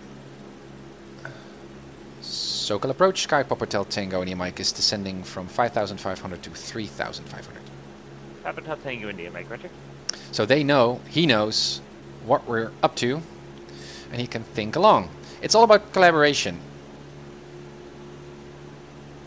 Not so much of governing or, well, it's all about government, I guess, but.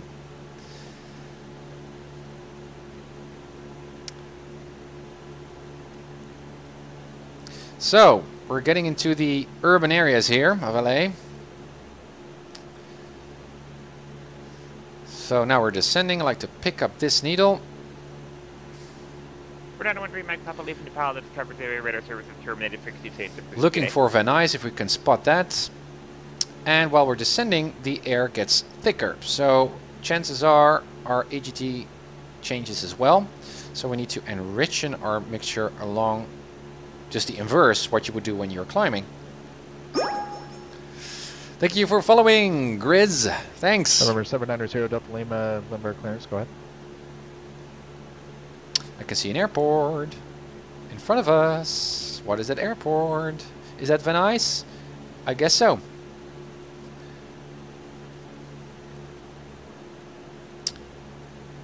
We're now flying 8 minutes.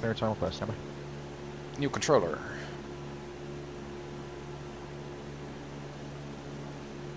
Eight minutes, and I see 12 minutes. Yeah, that corresponds. So again, guys, the clock is useful. Because we don't have a DME on our nav2, we need to use time now. So that, chances are, that is Van Nuys. Also recognize some golf parks and stuff there, so that's good. So I'd like to be at 3,500 at Van Nuys. So then we can cross that airspace, and then that ends in 790 Delta Lima, clear to the Santa Barbara Airport. Burbank should be over there. Fly heading 310. Thank you, Peter. Thanks. Clear vectors Oceanside, Victor 23, then it's fouled. Fly maintain 2,000, expect 6,000, 10 minutes after departure. Departure frequency 119.6, squawk 2303. AGT, it's a little bit too down, I can see, like have it a little bit more higher up. So leaning a bit. Okay, so Van Nuys, Whiteman should be somewhere over there. me just very quickly look at the map. Bonanza 0 Delta Lima, reback, correct. Yeah, it should be over there. There should be Burbank.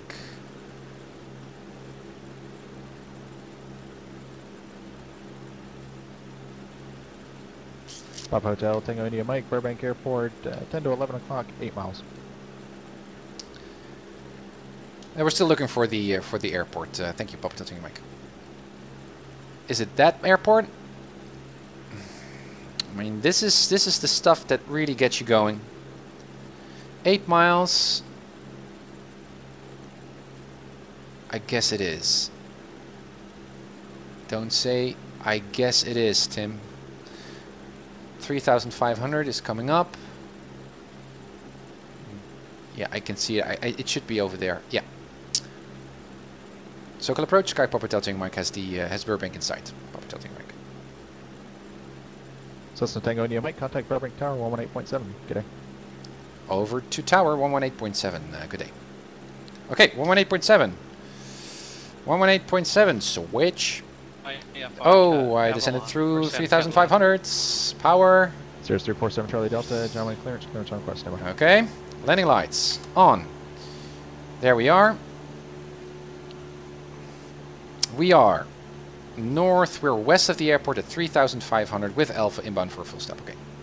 Los Angeles, good morning. Horizon Wait Air for a gap. 17, Terminal 2.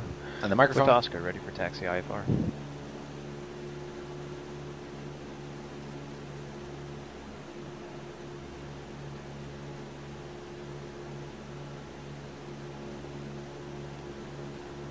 Horizon 2217, Los Angeles ground, safe position. There's Weidman, I guess. Should be over at Terminal 2.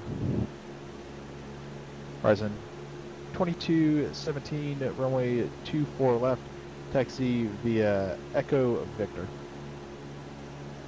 24 left, Echo Victor, Horizon Air 2217. Burbank Tower, Sky Papa Hotel Tango and Mike is 7 miles west of the airport at 3,400 with Alpha inbound for a full stop. Cessna Papa Hotel Tango India Mike, Burbank Tower, fly straight in, runway 8, wind 350, 9 runway 8, clear to land. Straight in, runway 8, clear to land, Papa Hotel Tango Mike. Okay. Runway 8. Well, I can see. Runway 8, good. I can see in front of me. And I also spotted a visual reference point of when the Class Charlie stops of Van Nuys. You can see the highway over there, the 2 highways. Here they are. So we cross, so we can descend through 3,000. We can see the poppy lights. So now we are in a landing mode. So check. Mixture, full in. Fuel tanks set to both. We're lit up. Strobe lights are on. Landing lights are on. Okay. Number 913 Mike Pop, go ahead. Burbank is Kilo. Yeah, Burr. Okay. Number 913 Mike Papa, you're leaving the PilotEdge surface area. You can squawk maintain VFR and own discretion to that altitude. Sorry, guys. Burr. This is not something you should do on approach. Yeah, I reset this this particular table here on my iPad so I know what ground is. 123.9. 123.9 set in the 3.9 set in the standby. Lindbergh ground, round to November 790 Lima. That's why you need a co-pilot. 123.9. Check. All right. Bonanza 790 Delta Lima, Lindbergh ground. Go ahead. There we are. On final, we're already clear to land. Need to reduce our speed here general aviation parking to below 100 knots so we can set our first notch of flaps. Bonanza 790 a little bit too high. 27 taxi via Charlie. What scenery, guys. Look, there's LA in the distance. Below 100 knots, first notch of flaps. Push down on that yoke, allow the airspeed to decrease even more. Also, the clock now is running for no one. And in that last part, I guess it wasn't that helpful. In that last phase of the approach or arrival here at Burbank. Okay, let's put another notch of flaps. We're now on the wide band. Good. So now we kind of secured our airspeed in a way. It's quite hard to overspeed here. Although you can if you like, but still. So now we're going to use, we're now too slow, but I'm using that speed to go nose down. Runway 30 ready for takeoff to the north. Descending with 1,000 feet per minute and get that 2 Cessna red lights. 47672 Santa Maria Tower, wind 33 at 7 runway 29 clear for takeoff. 29 clear for takeoff, 672. Where are we going to runway park? 30, runway 30 clear for takeoff. 30 clear for takeoff, 672. Gillespie To the ground, left. Cessna 232 Juliet Whiskey radio check, please. Okay. Just glancing on the airport Number diagram 232 here Juliet while Whiskey, I'm on Gillespie short ground, final, good which is afternoon, not good. catch a land clear. Should have done that during cruise. Okay, so there we are. I'm still pulling on the yoke actually. So now nose up trim. There we are. Still we're too high up. So around 65, which is good. Sirius So 347 let's Charlie take Delta, clearance available, that Roger, copy. taxi exit there, taxiway, the third one. Sirius 347 Charlie Delta, More clearance nose available, up, advise ready, copy. trim. I saw on the taxi diagram, as you can see quickly, that to the left there is Atlantic Aviation, some FBOs here to the left, so that's our parking spot. We're crabbing to the wind. Still more nose up trim. Good. There we are. Right rudder. 214 Mike Alpha. Departure frequency 134.2, squawk 7067. Not bad, Tim. Not bad. Flaps up. Track that center line. Good. King Air 4 Very Mike Alpha, nice. squawk Pleased with that. 7067. It's a type of King Air. Don't brake too soon because we like to be clear of the runway as quickly as possible. And what is this taxiway called? It is called Delta 7. King Air 4 Mike Alpha and squawk 7067, departure 134.2. Departure frequency 134.2. That was a nice crosswind landing. 7067 in the box for. Okay, behind the center, behind the threshold line here. King Air 4 Mike Alpha, read back correct. There we are. John Wayne clearance. Okay, reset to 1,000. Landing lights off, strobe lights off. Let's Sirius open 347 a Charlie window. Delta, cleared to the Catalina Airport. On departure, fly heading 220. Radar Lean for vector ground. Seal Beach, VOR, then as filed. Climb maintain 2,000, expect 4,000, 10 minutes after departure. Departure frequency 128.1, Okay. squawk 4435. So, Atlantic. Let's go to Atlantic. That's to the left of us. Clear to Avalon, 220 after departure. Radar vectors to Seal Beach VOR. We're currently at then Delta as 7. Filed, 20, Clear expect 8. 40, Okay. 10, 5 minutes after. 128.1 and squawk 4435, 7 Charlie Delta. Sirius 7 Charlie Delta, I'm going to amend that on departure, fly heading 220, radar vectors Seal Beach VOR, Victor 21, Santa Catalina VOR, direct. Clear to Avalon, 20 after departure. Radar vectors to Seal Beach VOR, then Victor 21, then Santa Catalina direct, 20, 5 minutes after, and squawk 4435 and Charlie Delta. Sirius 7 Charlie Delta, read back correct. Papa Hotel Tango Any Mike, contact ground 123.9. Over the ground, Papa Delta, Mike. Switch. Limburg Tower, Los Angeles Tower, Lima, Resner short Charlie 2, 2217, ready for holding short departure. 24 left at Victor, ready for takeoff IFR. Stepped on. Horizon 2217, Los Angeles Tower, wind 0107, runway 24. I like when the controllers assign you to ground. 24 left to takeoff. Usually they just Resner 2217. keep you to tower. John Wayne ground, Sirius 347 Charlie Delta Yeah. with information Bravo, located on the west ramp, ready to taxi.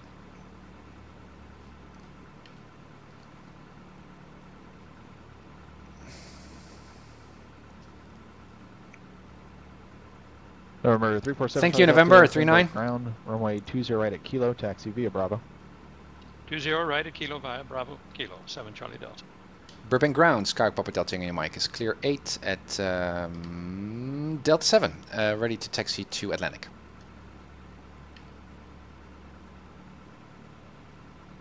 Papa Hotel Tango Any Mike, Burbank ground, taxi to Atlantic via Delta, good day. Via Delta to Atlantic, Papa Delta Tango Mike. Good day. Good. Parking brakes. Oh no, not parking brakes. I just Limburg released the Tower, brakes. November There we 7, go. Delta Lima, holding short Charlie 2, ready for departure. Good. So millionaires in front of us, Golf, contact Joshua and there is Atlantic. So that's a new thing. I also posted on the PilotEdge forums that usually I just say like to taxi to the tower or like to taxi to the ramp in front of us. Limburg Tower. Wind but actually there are different FBOs on each airport, on every airport, I guess, most airports. And in the real world, you refer to that FBO, that particular name. And you say, I'd like to go to that FBO. So I like to incorporate that in my own communication, and so I did. Cat 4. Beechcraft 629 Golf, Joshua approach, Palmdale, altimeter 3016. Cessna 47672. Frequency change approved. Good day. One thing I should do right now, by the way, winds are coming from that side to the right. I should use my crosswind correction. Horizon 2217. Alright, so I'd like to go to the right. Atlantic is over there. Departure 2017, good day. Draclin, are you from California? No, I'm from the Netherlands. Thank you, Simulator Experiencer, for following. Thanks. No, I'm not from California, but I'm flying in California because the PilotEdge service, the network, is currently confined to the Southern California area. Yeah, now I shouldn't use, now I should dive underneath the wind, I think. Let's go to this side. And now I should use a left correction.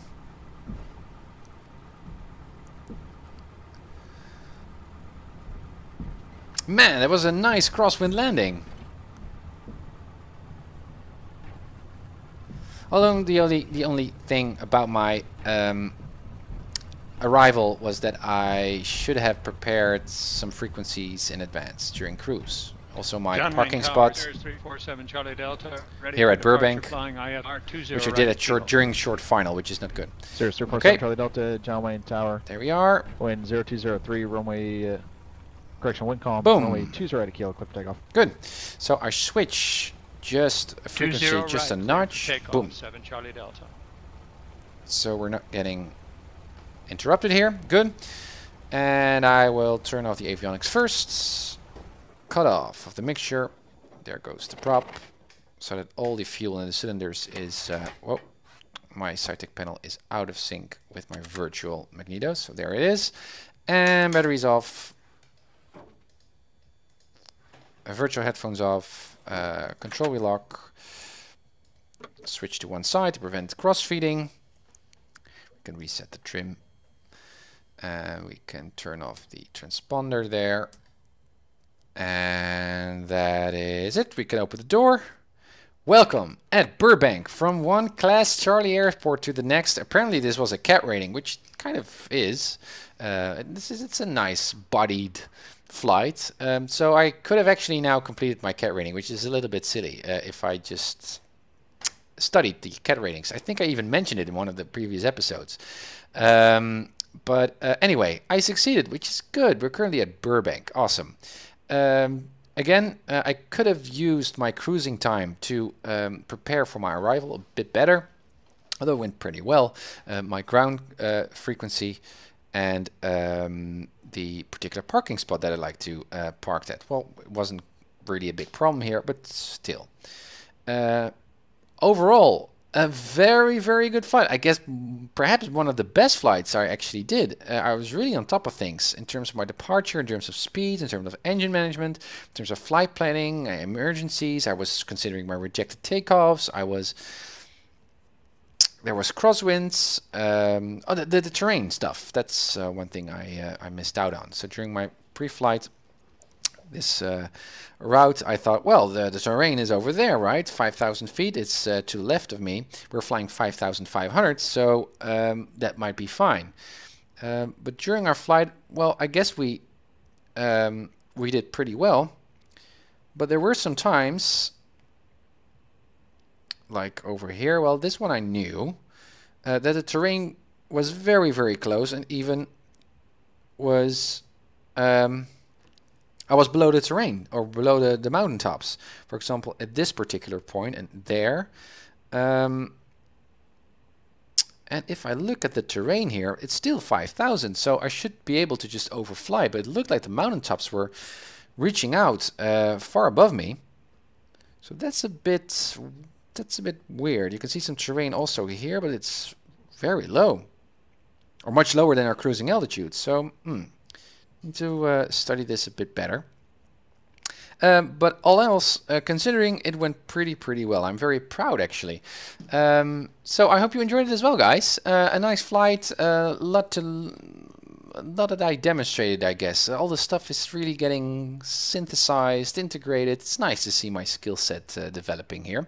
So what are we going to do during our next flight? I don't know, because I also now fly off stream. Perhaps I will meet you again when I'm in Palm Springs or Santa Monica or Bakersfield. I don't know. But I still like to do some additional flights and get to. We need to go to San Bernardino. That's our destination airport, because that's when we do our Cat 7 rating, right? From Run Class D airport to El Monte. That was it, and we need to transition Ontario airspace. So not land there, but just transition it. That's also something that I never requested before. And that's the Cat 7 that I need to pass for, which is going to be cool. So I guess I'm just going to fly off stream a little bit around and go to San Bernardino eventually, and I will meet you guys there when I'm ready to do my Cat 7 rating. Very cool. Okay, guys. Once more, thank you for being here on board as my passengers, as my co-pilot. I really appreciate your follows. Again, if you're not following me, hit that purple follow button and you get a notification as soon as I'm flying. You can jump on board, follow me on Twitter, on Facebook, or if you're completely unfamiliar with my project, the uncertifiedpilot.com website, where I have a lot of free downloads and stuff about this project and what I'm doing here to get as close to a real-world instrument rating as I possibly can in Flight Sim. That's the main mission here. And I'm making progress, which is good. So, guys, I'm hoping to see you very soon here at the Uncertified Pilot. I'm going to stick my pitot tube cover on and my wheel chucks, and I will see you sometime again at San Bernardino. Thank you, and bye-bye. Welcome to the Uncertified Pilot. I'm Tim, and this is my flight simulator.